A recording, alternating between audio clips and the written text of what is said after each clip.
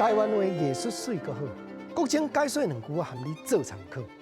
解说，解文说理。好朋友，解文说理，招你趣味内容做伙来做味。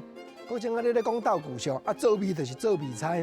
要紧味菜出题目拢有讲豆腐，深色技巧就伫遮。今日咱拢来学动物头一条，听一下豆腐的题目咧，讲一项物四肢跳，人客来直直叫。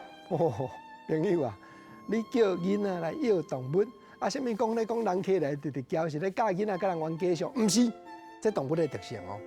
咱先来甲想，讲这项物若四肢跳，袂说敢若这项动物就是四肢骹。四骹，迄毋是咧讲骂呢。日本时代讲四骹是咧讲外族，若三骹就是专门咧挖日本人遐了白啊，迄咧讲骂。咱这毋是咧讲骂哦，咧讲这项动物四肢骹。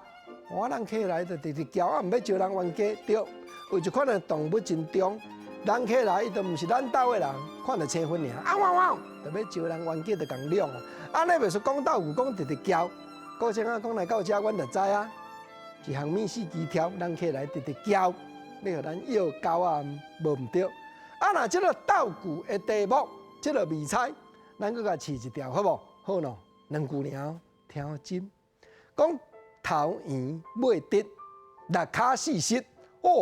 即个豆腐斗入声，调直的直，回轮机有膝的膝，拢总入声，这真歹豆腐。毋知啥物人才甲有骗。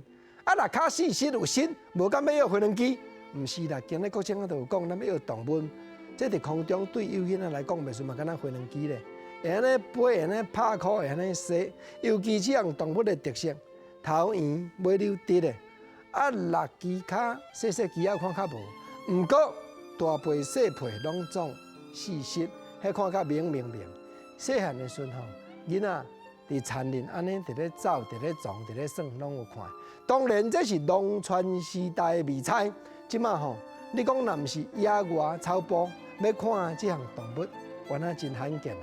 无毋对，讲来到遮真侪老辈，你已经会晓教恁兜的幼囡仔。孙啊，国情咧讲，头圆尾直，六骹四膝，就是伫田林定有看到迄个田鸭啦。古早空中飞的田鸭，古早台湾民间流传艺术的味菜，古早台湾人的知识，台湾人豆腐技巧的所在。